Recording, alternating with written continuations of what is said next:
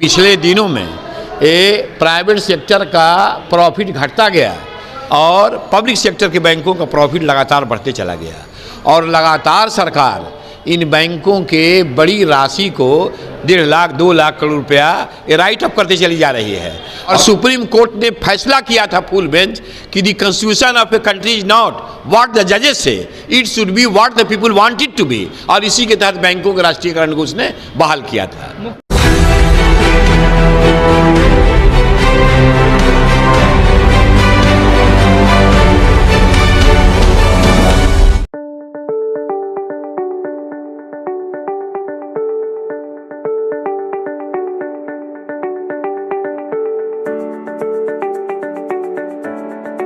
बारे में जानकारी चाहिए। आज UCO bank employ association Bihar राज्य कमेटी का 26वां सम्मेलन हो रहा है।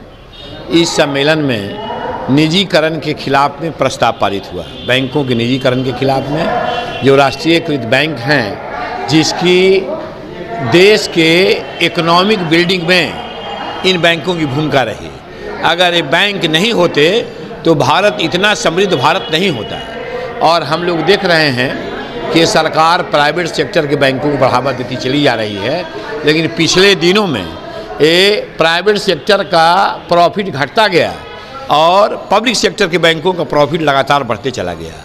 और लगातार सरकार इन बैंकों के बड़ी राशि को 1.5 लाख 2 लाख करोड़ रुपया राइट अप करते चली जा रही है।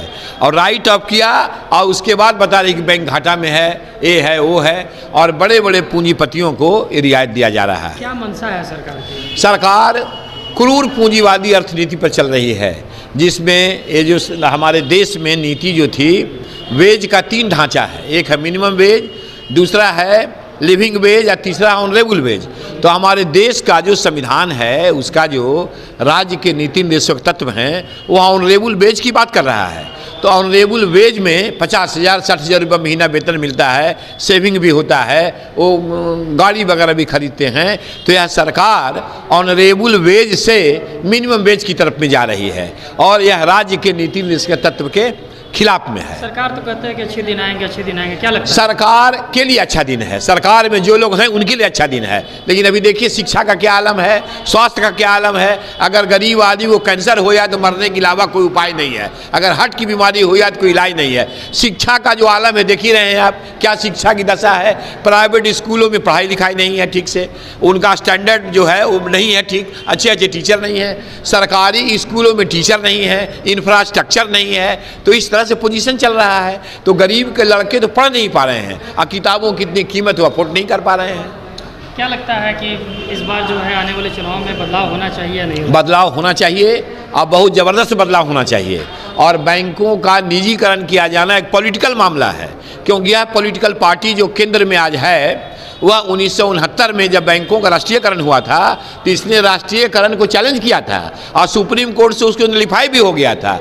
उसके बाद फिर जस्टिस एन राय बने और उनके विरुद्ध में होने के बाद ये 3 जज इस्तीफा दे दिए थे, justice Shelat, justice Grover, justice Hegde. और सुप्रीम कोर्ट ने फैसला किया था फुल बेंच कि the constitution of a country is not what the जजेस say, it should be what the people want it to be. और इसी के तहत बैंकों के राष्ट्रीयकरण को उसने बहाल किया था। मुख्य रूप से जो है सरकार से आप किस तरह की मांग आप रखते हैं? सरकार से हम मांग रखते हैं कि ये सब जो प्राइवेट सेक्टर के बैंक है उसको बढ़ावा नहीं दे, सरकारी क्षेत्र के बैंक हैं उनकी स्थिति को मजबूत करे। यही देश के हित में है, राष्ट्रीय हित में है। आप अपना परिचय दे दें। बी प्रसाद, राज्य सचिव UCO bank employ association Bihar राज्य कमेटी।